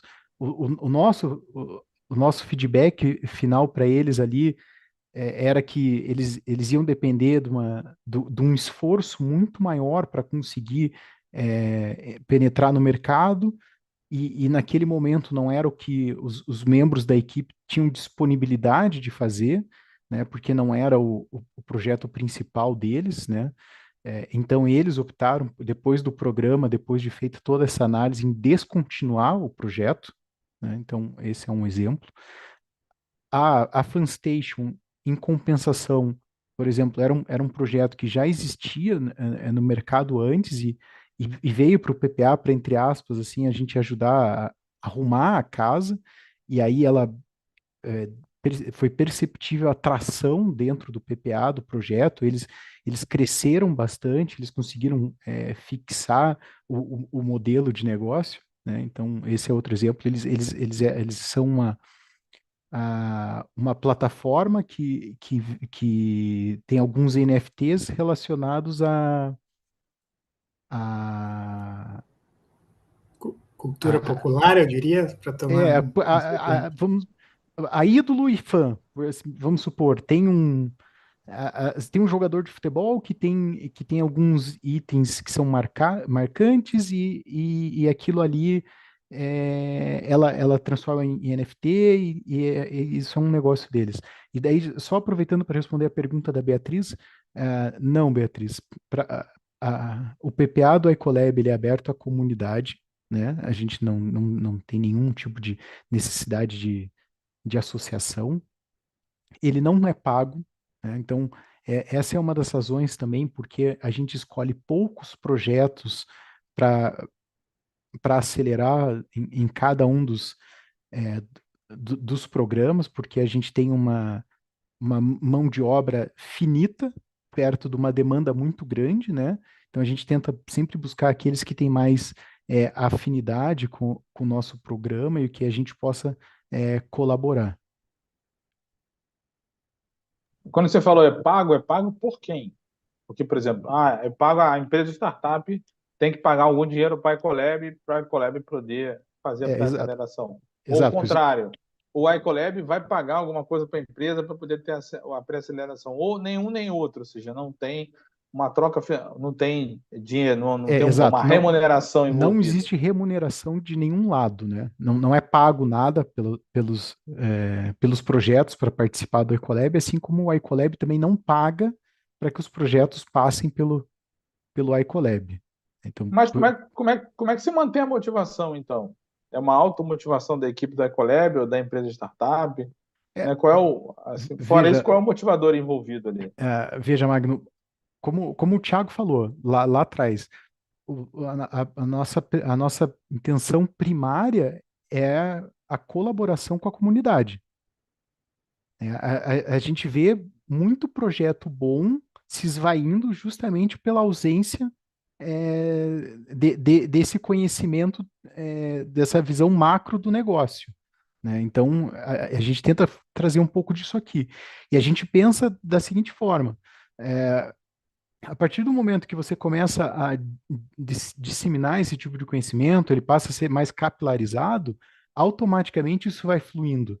A gente já tem, por exemplo, pessoas que participaram do primeiro projeto, do primeiro PPA, com um projeto que não era viável, mas que entenderam como que esse esquema funciona, aplicaram em outros projetos e hoje já estão caminhando super bem. Então, a ideia é muito mais da transmissão de conhecimento aqui, efetivamente. Beleza, obrigado. Tiago, você pode voltar só um slide? Só para a gente poder ler aí para ficar registrado, né? Esse eu vou pedir ajuda do Jonatas. Você pode ler, Jonatas, para gente? Boa, estava mesmo pensando em não deixar o Thiago ler tudo. Então, esse é o feedback da Andrea da FunStation. O programa de aceleração do Ecolab mudou o nosso modelo de negócio. Essa pivotagem se deu em função de todas as mentorias que a nossa equipe recebeu, onde foi possível enxergar todas as falhas nos processos que tínhamos até então, além de todo o conhecimento de mercado que adquirimos nas aulas e apresentações aplicadas. Participar desse programa nos trouxe uma visão mais clara das aplicações possíveis da tecnologia blockchain no nosso negócio, tecnicamente e comercialmente. Foi tão positivo para a nossa equipe que vamos seguir com eles, nos apoiando no desenvolvimento da nossa empresa. Mas, se me permite, eu queria aproveitar o gancho, o caso anterior que a gente estava comentando, da colecionável, né, que foi um caso que, digamos, acabou não sendo bem sucedido em termos de ter um modelo de negócio no final, mas o nosso objetivo foi muito bem sucedido, né? O nosso objetivo, o objetivo da estratégia Lean Startup, a gente pode colocar assim a visão de copo meio vazio, meio cheio, né? Mas falhar o mais rápido possível também é um objetivo. Assim, ao invés de você ficar anos e anos trabalhando numa ideia e gastando tempo, dinheiro e recursos para depois perceber que ela vai falhar, acelerar também significa acelerar esse aprendizado, né? Aprender o quanto antes que você não tem fit com o mercado. Então, isso eu sempre brinco com o pessoal que isso é um resultado positivo, né? É um sucesso do programa, porque acelerar pode significar isso, assim, pode significar encontrar o fit mais rápido ou perceber mais rápido que não tem fit. As duas coisas eu acho que é parte dessa ideia da aceleração, né? Eu costumo dizer que não fazer também é uma decisão para evitar Exatamente. um posterior custo afundado. É uma ação difícil, uma decisão difícil, inclusive, né? Se dar conta disso e partir para outra. Beleza. Tiago, se você quiser seguir em frente aí? Eu acho que era isso, sim, só algumas considerações finais, né, de por que acelerar. Vamos lá, se alguém está ouvindo a gente e ainda está em dúvida ou quer entender por que é, ou qual o valor disso para vocês, né? É, eu acho que tem essa questão do risco compartilhado, como a gente já explicou do nosso time, né? E, mas o principal é a velocidade, entende? Isso que o Jonatas falou, se a ideia ela realmente não tem product market fit e ela vai falhar, a gente vai te ajudar a falhar mais rápido, entende? É o fail faster, que a gente chama. E o que é um resultado extremamente positivo, porque te salva tempo e energia para você mover para o próximo passo. Mas o cenário ideal é que você consiga pivotar para uma ideia melhor e tenha o sucesso de uma forma muito mais rápida. De novo, como investidor, né, a gente trabalha, pode colocar vocês em contato com investidores que, vamos lá, eles veem nisso a diversificação, né? Para outros parceiros é o acesso a esse programa. Mas eu acho que era isso que tinha dos slides. Não sei se o Jonas ou o Léo querem comentar algum Eu só outro queria detalhe. registrar que a gente teve aí no chat o Gustavo, que participou da última, e colocou aí um testemunho também, né? A gente tem testemunho deles também, né, no site. Mas obrigado aí, Gustavo, pela Ó, se o Gustavo quiser reconhecimento. abrir a câmera e falar, pode falar, tá? Eu nem sabia que ele estava aqui, achei que era o chat do YouTube. Você está aí, Gustavo? Não, é só se ele quiser, tá, pessoal? Pô, legal. E vem a minha pergunta agora, né? Assim, na verdade, eu fiz duas perguntas. A primeira foi, cara, qual é a diferença entre o Web 1, o Web 2 e o Web 3, né? Aí eu vou puxar o Web 1, eu conheci muito bem, né? Eu lembro lá do Netscape Navigator, né? Anos de 1994, 95, 96 e 97, né? Depois veio aí o Web 2, muito focado em redes sociais, aí Orkut, Facebook, Instagram, né? E paulatinamente YouTube. Em 2008 nós tivemos aí o paper do Satoshi Nakamoto. Não coincidentemente foi também a crise financeira dos Estados Unidos da América, né? Crise da subprime, etc. E aí veio o conceito de Web3, né? Então, nesse conceito de Web3 que vocês estão colocando, vocês digam o mercado, né? E que já foi colocado lá em 2014, o Web3 tem que ter obrigatoriamente uma rede blockchain na retaguarda. Eu posso fazer o Web3 sem blockchain? Ou para fazer o Web3 eu tenho que ter blockchain? E por que muita empresa fala assim, eu sou Web3 e minha empresa é Web3, etc. Por que ela simplesmente não fala, não, eu desenvolvo soluções para o mercado baseadas em redes descentralizadas e distribuídas? É uma questão de marketing, não é? Então, fiz várias perguntas aí para deixar no ar para vocês aí poderem responder para a comunidade. Eu posso pegar essa pergunta porque eu tenho uma aula lá no início do nosso curso que eu uso, até tem um slide prontinho aqui, deixa eu abrir. Não estava pensando em usar, mas vocês estão vendo aí que Ainda não chegou para a gente. Demora um pouquinho, né? Mas é justamente sobre a evolução da web. Me avisem aí se chegar. Ele já deu um duplo clique para entrar no modo full. Tava no full aqui, foi não? Acho que é só um delay, daqui a pouco ele vai chegar, hein? Mas Não, o slide não ainda não chegou.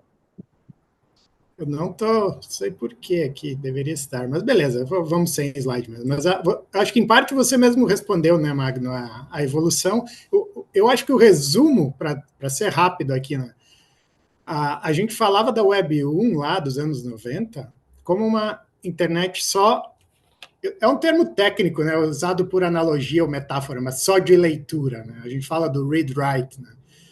Ela só tinha uma via, basicamente, assim, no grande, olhando de longe. Né? Basicamente, o que eu fazia era consumir informação. Claro que tinha pessoas produzindo informação, mas eram pouquíssimas pessoas. Quem criava o website, colocava lá um texto e tal. E eu, em casa, a grande maioria das pessoas basicamente estava consumindo. Eu entrava numa página, lia alguma coisa, não era dinâmico e participativo. Né? Então, por outro lado, ela era muito descentralizada. Qualquer pessoa podia, em princípio, embora fosse bastante complicado tecnicamente, criar o seu servidor, colocar um conteúdo ali, e eu não dependia de nenhum nenhum intermediário me autorizar a fazer ou não, né? Bastava eu ter os recursos, conectar ali e fazer. Com a Web 2, ali pelos anos 2000, a gente passa a ter uma web mais dinâmica, em que não só eu consumo, mas eu também produzo informação. Então, pensem nas redes sociais, no YouTube, enfim, todos esses sites em que a gente pode produzir conteúdo de forma muito mais fácil. Não preciso agora criar o meu servidor, configurar, está lá prontinho, eu só vou lá e uso algo. Então, tem uma grande vantagem, democratiza a produção de conteúdo, mas tem uma desvantagem, que é a centralização, justamente. A gente passa a ter 4, 5, 10 empresas gigantes que basicamente controlam a internet, né? Hoje a internet é, para a grande maioria das pessoas, Facebook, WhatsApp, YouTube, enfim, são empresas privadas que dominam e centralizam esse mercado e que tem como modelo de negócio o usuário ser, digamos, o produto, né? Nós produzimos conteúdo gratuitamente para que essas empresas vendam anúncios, basicamente é esse o modelo de negócio, né? Para lucrar a partir do nosso conteúdo. Mesmo nos casos em que as pessoas lucram um pouco, o YouTube da vida e tal, se eu sou um influencer e recebo parte disso, é uma parte minúscula do valor que é produzido aí.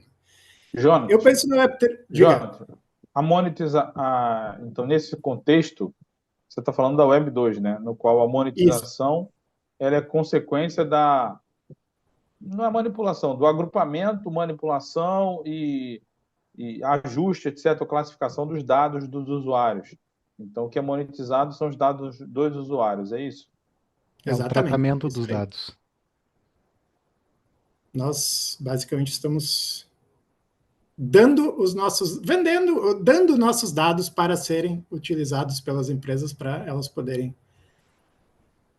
colocar anúncios, né, alvejando uma pessoa em particular e gerar valor a partir daí. Né? Como eu disse, tem muitas vantagens. A minha mãe, por exemplo, não saberia produzir conteúdo de uma outra forma, então ela passou a usar, mas tem essa centralização e esse uso do usuário como uma forma de monetização. Então, respondendo a tua pergunta sobre o Web3, eu, pelo menos, vejo o Web3 mais como um ideal regulativo, como uma ideia mesmo, né? Alguma coisa onde a gente quer chegar. Ela não está aqui de forma muito definida, ela está aqui e ali, tem pequenas bolhas, pequenos grupos que realmente funcionam dessa forma descentralizada, mas, não, assim, idealmente falando, seria uma web que volta a ser descentralizada. Eu posso, em princípio, qualquer pessoa pode se tornar um nó de uma rede descentralizada, né? Se for uma rede de fato descentralizada. De novo, eu preciso ter recursos, alguns recursos ali, não, a barreira de entrada não é zero, mas qualquer pessoa, em princípio, pode. E aí, se a Web 1 era somente leitura, a Web 2 leitura e escrita, a Web 3 tem leitura e escrita, tem essa coisa de produzir conteúdo e consumir conteúdo, mas tem um item a mais ali, né, uma oportunidade adicional, que é a posse, ownership. Né, eu poder, porque é justamente porque eu não tenho na Web 2. Se eu coloco uma postagem lá no Facebook, o meu conteúdo é do Facebook. Se eu deletar minha conta do Facebook, eu não vou trazer os meus seguidores comigo e levar para outra rede, por exemplo. Na Web3, nesse mundo ideal que a gente está imaginando, a gente teria uma alternativa, por exemplo, uma rede social descentralizada, usando um protocolo aberto. A gente tem, de fato, algumas, né, que estão surgindo. E aí eu, de fato, teria posse dos dados que eu produzo ali, posse do meu grafo de relacionamento com outras pessoas. Eu poderia sair dessa rede e levar isso para outra rede, ela seria interoperável, e assim por diante. Né? Então, eu penso na Web3 como esse ideal regulativo. Isso, para quem era um nerd lá na época, nos anos 90, e gostava muito disso, da internet descentralizada, é um grande motivador, assim, para mim, pelo menos, ideologicamente falando, né? Da gente estar tentando construir uma internet mais descentralizada, mais democrática, etc. Então, só respondendo a última parte da tua pergunta, assim, por que dizer Web3 e não de outra forma? Acho que tem um pouco de marketing, sim, tá? Assim, eu acho que foi uma jogada muito esperta de um rebranding, né? A gente falava muito em blockchain soa muito muito técnico, né? O que diabo é blockchain? Mas se eu falo em Web3, é uma nova evolução da web, enfim, tem um marketing aí, né? É uma nova forma de posicionar uma coisa que a gente já conhecia, né? Então, eu acredito que tem essa função, sim. É um atalho para dizer, olha, eu estou fazendo algo que está numa nova fronteira aqui, né? Nesse cenário, blockchain pode ser considerado uma bala de prata? Depende o que tu tá Pois chamando do é, lobisomem. bala de prata para o quê? Tem muita gente que vende assim, não, minha aplicação Web3 tem blockchain, ou seja, considera como uma coisa disruptiva que vai causar uma mudança no modelo de negócio dele, etc. Então, a blockchain sendo bala de prata. É ou não? Assim, é uma pergunta polêmica. É proposital, tá? Porque tem empresas que estão tratando blockchain como bala de prata, tem outras que tratam blockchain como mais uma tecnologia no seu back-end para poder estruturar várias coisas, etc. Né? Então, assim, foi provocativa mesmo. O que vocês acham? Né? Vai lá, Thiago, eu sei que tu vai responder essa Eu pergunta. respondo. Assim, eu acho que não só não é, como tem gente que tá tirando essa bala de prata no próprio pé, né? Porque o simples fato de tu ter uma blockchain não quer dizer que o teu modelo de negócio é descentralizado, entende? E o outro lado também é verdade, para responder a parte final da tua última pergunta anterior a essa, existem projetos como Nostr que não usa blockchain. Ele está montando uma rede de relays, entende? E é muito mais descentralizado e muito mais enviesado para uma Web3 para uma web de ownership do que outros projetos baseados em blockchain. Então, acho que está muito mais no que tu está fazendo com aquilo do que com a tecnologia que tu está utilizando para aquele meio. Eu aproveito o gancho do Thiago aí. Eu, é uma frase recorrente que eu ouvi do, do Gabriel Laender numa apresentação em Dubai. Ele fala: olha, gente, a tecnologia blockchain tem que morrer. Se você está vendendo blockchain só por blockchain, você está 5 anos atrasado já. Você já está errado. Eu concordo com isso, né? E daí, só aproveitando para responder duas perguntas ali do chat, da Fernanda. Hoje, Fernanda. Leonardo, só lê a pergunta para gente primeiro. Então, a primeira a pergunta da Fernanda ali, né? Se o programa da Ecolab só é para quem tem blockchain, né, no projeto, né? Hoje a gente tem esse foco específico, não só blockchain, mas Web3 e blockchain, porque é onde a expertise do time do lado de cá consegue contribuir mais, né? A gente já refletiu muito sobre abrir para outros projetos, mas talvez a nossa contribuição não seja tão relevante, e aqui a gente prima muito pela qualidade do que a gente vai entregar, né? A gente não está preocupado com volume, né? Até porque a gente também não quer isso. E a segunda pergunta, que foi a da Estela, perguntando como que faz para obter essa mentoria, logo abaixo o Jonatas colocou, logo abaixo não, desculpa, o Jonatas colocou no começo da apresentação um link para essa edição agora que está aberta, né? E em relação se ela é individual ou equipe, foi o que o Thiago apresentou. A gente vai olhar muito mais o teu projeto do que efetivamente se você é uma pessoa física, um grupo de pessoas físicas, ou se você é uma empresa. O nosso objetivo aqui é ajudar projetos. Deixa eu aproveitar, inclusive, o seguinte, Jonatas ou Thiago, se vocês puderem abrir esse link e compartilhar a tela com a exibição da página web, é interessante para o público que está assistindo a apresentação. Bom, isso para exibição. E aí, eu tenho observado, digamos, uma associação muito grande do Ecolab com instituições de ensino, instituições acadêmicas da área de saúde. E a gente verifica hoje que saúde é multifacetada, é multidisciplinar, né?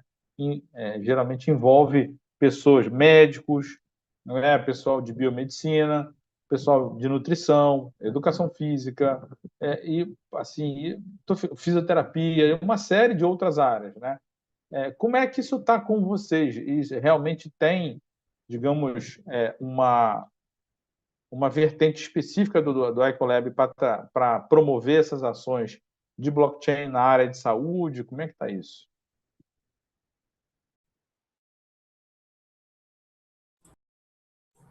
Eu acho que quem poderia responder essa pergunta é realmente a Sandra, tá? Porque nenhum de nós aqui participa Dessa vertente, né? desse pilar do Ecolab, justamente, né? Então, não sei se Mas vamos Léo quer.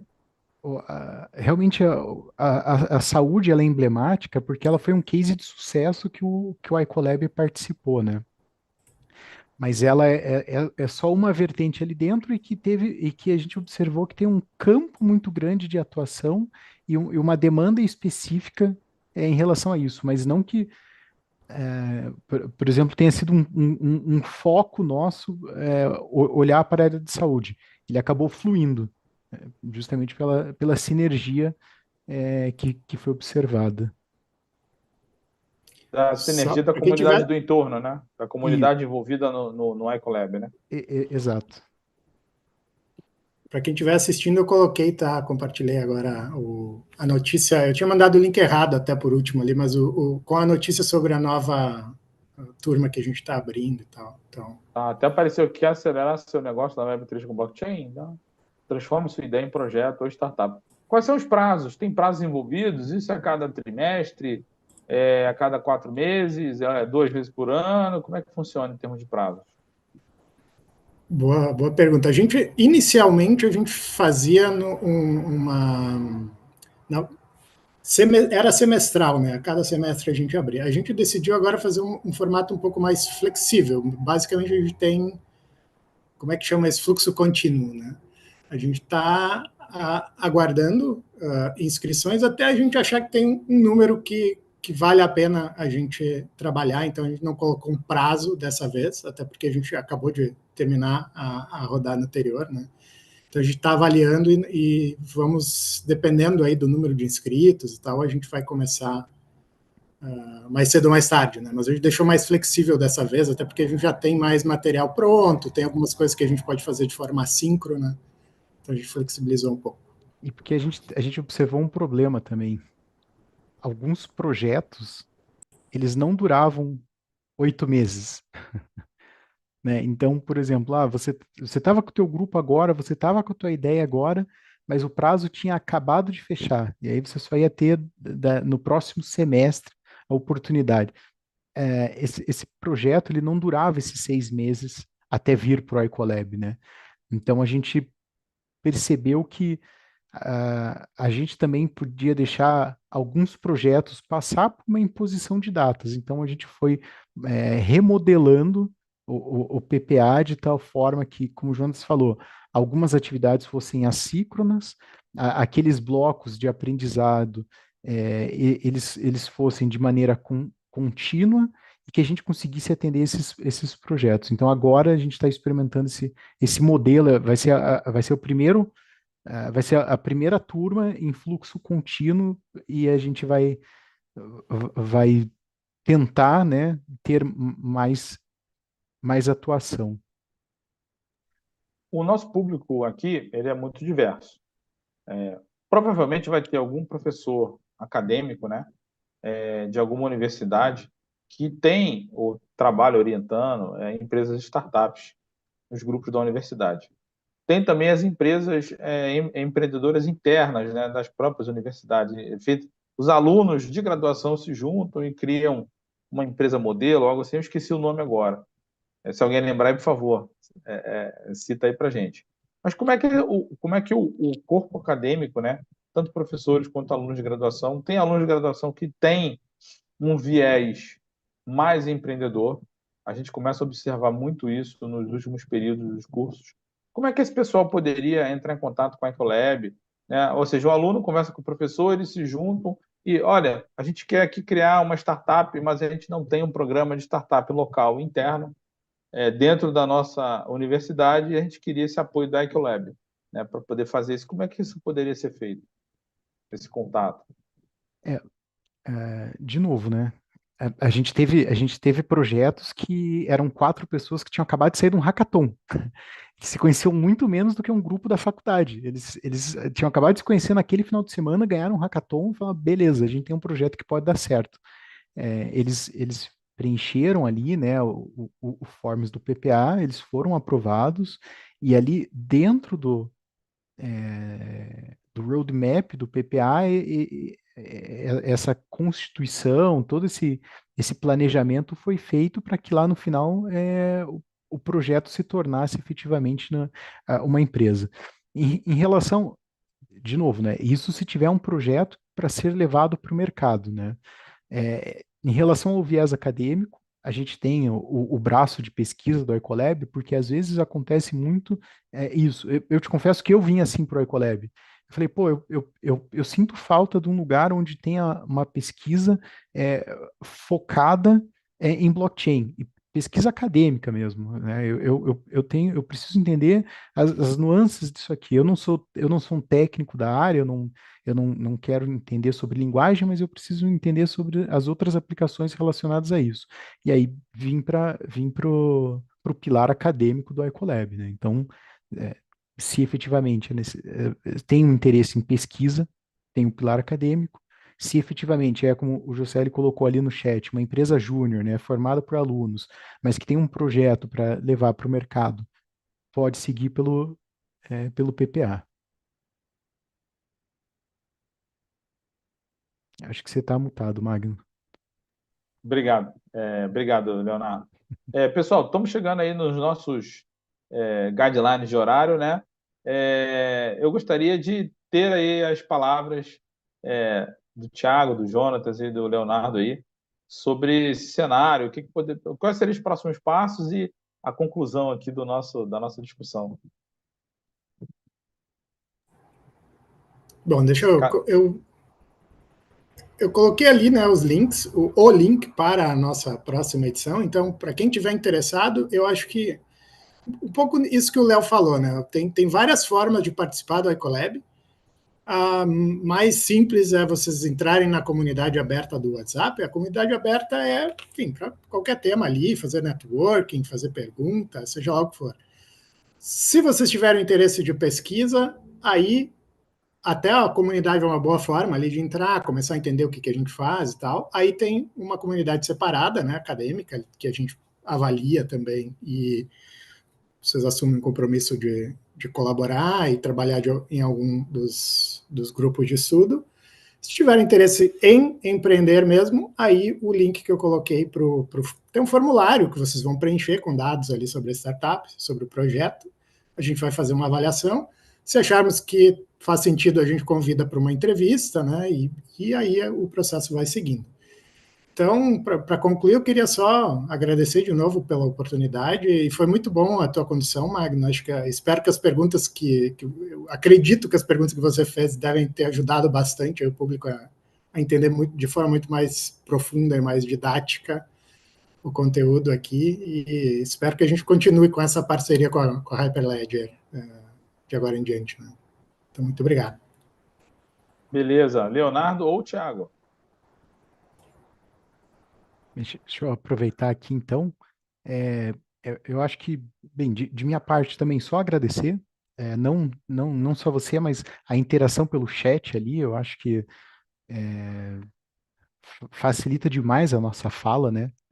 Às vezes o que a gente está falando parece claro para nós, mas não é para os outros.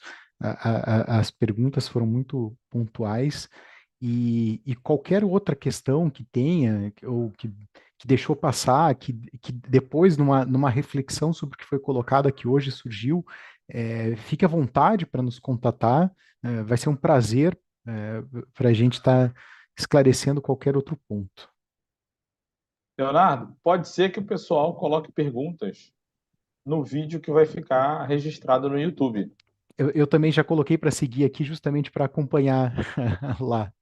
Então, o pessoal que tiver dúvidas depois pode eventualmente contatar vocês de modo indireto, colocando perguntas lá no vídeo do YouTube e vocês vão dar uma olhada, vão poder pesquisar lá, alguma coisa assim, né? Ou Exato. entrar em contato com a pessoa depois. Beleza, então.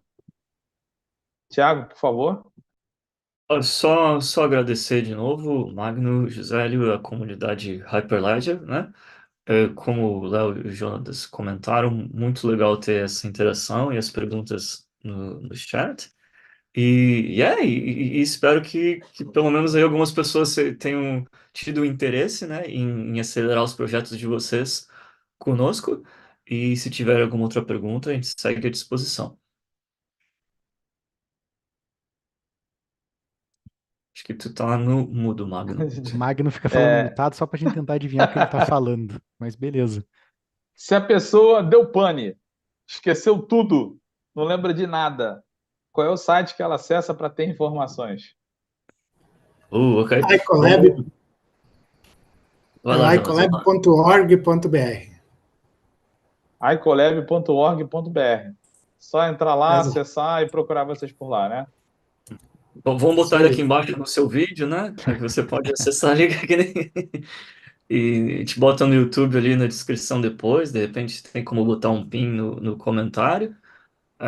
E aí deve ter o form lá, você manda as informações e a gente vai ter o prazer de conversar com vocês aí. Show de bola, pessoal. Muito obrigado aí pela disposição de vocês e pela grande transparência que a equipe da Ecolab tem aqui para poder também orientar o nosso público, tá? Eu vou passar a palavra aí para o Josélio, presidente do Rapeleste Rápido Brasil. Josélio, está contigo aí para poder dar seguimento da live e nos nossos fechamentos. Nós estamos aqui com quase 9 horas da noite aqui no Brasil. O pessoal está firme e forte. Tivemos um número grande de participantes. Algumas pessoas saíram antes, mas ainda ficamos com um número expressivo de pessoas num dia da semana, com tantos compromissos que as pessoas têm, com gente que está estudando, trabalhando, com outros projetos, outros compromissos, e tem um número expressivo aqui. Eu gostei muito da participação do chat. Vi que as pessoas interagiram, colocaram suas perguntas, e vocês aí do Ecolab, né, o Thiago, o Leonardo e o Jonas responderam tudo ali de bate-pronto, né? E veja só, o Magno, né? Eu digo que o Magno está cada vez melhor. Ele já chegou com ideias e com um dinamismo, uma dinâmica que ele coloca aqui. Ele atiça a curiosidade, ele faz o papel de leigo, né? Apesar dele conhecer tanto, mas ele conduziu muito bem. Magno, de novo, muito obrigado. A gente fica aqui com a saudade da Sandra, né? Que não. A Sandra, com todo esse mérito. Eu conheço a Sandra há muito tempo. A Sandra, assim, ela não tem tempo ruim, ela é muito educada, muito inteligente, muito agradável. Em tudo que ela faz, ela traz uma energia positiva, ela traz uma disposição, uma vibração, né? Vocês aí que trabalham com ela lado a lado sabem, a gente está aí torcendo por você, Sandra, que se recupere bem dessa dengue, fique bem e tenha esse trabalho. É, o pessoal, a gente está aqui com o David. Thank you very much, David, for being here until so late. O David da Hyperledger Foundation nos ajudou na preparação aqui do material da divulgação das redes sociais. A gente tem esse interesse que as pessoas estejam ao vivo, mas sabe que nem todo mundo pode ter. Tivemos muitos inscritos que vão receber esse material, vão receber o que vocês puderem me mandar aí, Leonardo, Thiago, Jonas, desses slides. Eu coloco lá na página. Nós temos uma página do evento na Wiki da Hyperledger Foundation. Aí eu costumo colocar os materiais, colocar os links, colocar os PowerPoints, PDF, tudo que vocês tiverem, porque isso fica registrado. E o vídeo fica gravado, o vídeo fica eternizado lá nas redes sociais, que as pessoas às vezes não podem vir aqui. Muita gente se inscreveu e os nomes que se inscreveram nem todos estão. Tivemos pessoas aqui, né? Queria dar um salve aí para o Jeter, o Henry da Colômbia, né? Nós tivemos pessoas de outros lugares. A Beatriz, eu sei que não está no Brasil também, a Ana Carolina também está fora. É, e eu fico muito sensibilizado com essa participação, agradeço muito. A gente tem aí um carinho, um respeito, admiração, mas um carinho especial pelo pessoal aí do iColab, que trabalha com a gente, vários projetos com Hyperledger, tem esse projeto na área de saúde que usa Fabric, mas tem vários projetos usando Hyperledger Bezo, projetos na área de identidade digital, projetos de pesquisa usando outras plataformas blockchain. Como vocês falaram, né, o Leonardo falou, né, o iColab ele é agnóstico, né? A Sandra sempre coloca isso, né? Acolhe todo tipo de projeto, assim como o Thiago falou, né, tem descentralização, isso vai ajudar o ecossistema, então não importa a blockchain, né? A ideia é que o projeto seja um projeto que traga valor, né? Mas a gente traz aqui a brasa para nossa sardinha na Hyperledger Foundation, no capítulo Brasil. Tem muitos projetos, o Ecolab divulga muito, né, essa questão das plataformas Hyperledger, né? Nós com certeza vamos nos encontrar pessoalmente esse ano. A gente já está se articulando aí, né, Magno, para ter a nossa participação lá no Blockchain Rio, que vai ser em julho, né? 24, 25 e 26 de julho, se eu não me engano. Os Isso, os 24, dois primeiros 26. dias, isso, os dois primeiros dias, se eu não me engano, 24 e 25 são dedicados para a comunidade, para o mercado, etc. E o último dia é dedicado para as empresas, para as organizações, para o networking e tudo mais. Inclusive, já deixo aqui o spoiler, que a gente tratou na última live, né? Que a gente está tentando aí conseguir uma entrevista com o presidente principal organizador do evento, né, do Rio Blockchain Festival, que está pouco a pouco se tornando um dos maiores eventos de tecnologia blockchain, mas de negócios de redes descentralizadas e distribuídas, desse grande network que está acontecendo, um dos maiores eventos aí da América Latina. José? Perfeito. Perfeito, Magno. Então, teremos grandes surpresas nesse Blockchain Rio. A gente vai aí firme, o pessoal da Collab sempre participa. A gente está preparando aí um conteúdo especial do capítulo Brasil da Hyperledger Foundation. E nós tivemos participações aí do pessoal, estava aqui na nosso evento, o Marco Sarres, da GoLedger, né? Outro lendário participante do capítulo Brasil, levando a Hyperledger e as tecnologias Hyperledger e blockchain para o mundo inteiro. O Marcos Sarri estava no Summit, no Web Summit, com a empresa, com o stand da empresa. Marcos, se você pudesse dar uma palavrinha para a gente, como foi o Summit, como é que está o teu trabalho na GoLedger, seria muito, muito legal, Marcos, se puder, por favor. Não, mais do que falar da GoLedger, é falar do destaque que o blockchain está tendo no Web Summit. Tem categorias específicas de blockchain, tem empresas específicas de blockchain do Brasil e do mundo. Então, a gente já pode dizer que o hype já foi, tá? Já é uma realidade. E aqui o Web Summit termina amanhã, né? Eu estou, nesse momento, terminando, trabalhando ainda. Então, estou bem cansado, mas, de qualquer forma, aqui no Web Summit mostra que a tecnologia blockchain já está fixa nas empresas de todos os tipos, de todos os tamanhos. Tá? Então, é só uma gratidão a todo mundo que começou desde o início, lá de trás, né? Magno e toda a turma que, desde o início, acreditava na tecnologia. Muita gente não acreditou, então agora já é uma realidade. E é isso. Muito obrigado, Marcos. Você, o Samuel, o Gustavo, toda a equipe aí da GoLedger faz um trabalho belíssimo, ajudam muito a comunidade. Tem um framework que é um orgulho para a gente, que é o CC Tools, está lá incubado lá nos projetos. Código brasileiro, né? Assim, o pessoal do Ecolab também produz muita coisa. Então, a gente tem uma comunidade muito vibrante, uma comunidade muito generosa. Sempre lembro disso, comunidade muito generosa. Compartilha conhecimento, né? E mandar meu abraço para a Sandra, que não está aqui, que também é um ícone. Aqui o Ecolab é uma referência aqui dentro da comunidade blockchain no Brasil. Obrigado, Marcos, exatamente. Pessoal, então nós estamos aí com quase 2 horas de evento, né? Foi incrível, né? Passamos todos os recordes. Agradeço vocês e vamos nos encaminhar para o encerramento. Um grande abraço para todos, até a próxima. Valeu, gente. Obrigado. Valeu, Valeu, pessoal. Uma boa pessoal. noite a Boa todos. noite. Grande Valeu, abraço. pessoal. Boa noite. Boa noite. Nos vemos na próxima Talks. Até mais. Obrigado, Magno. Obrigado, pessoal.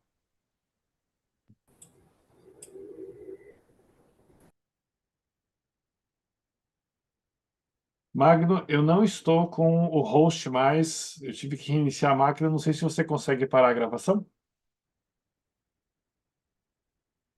Para na gravação.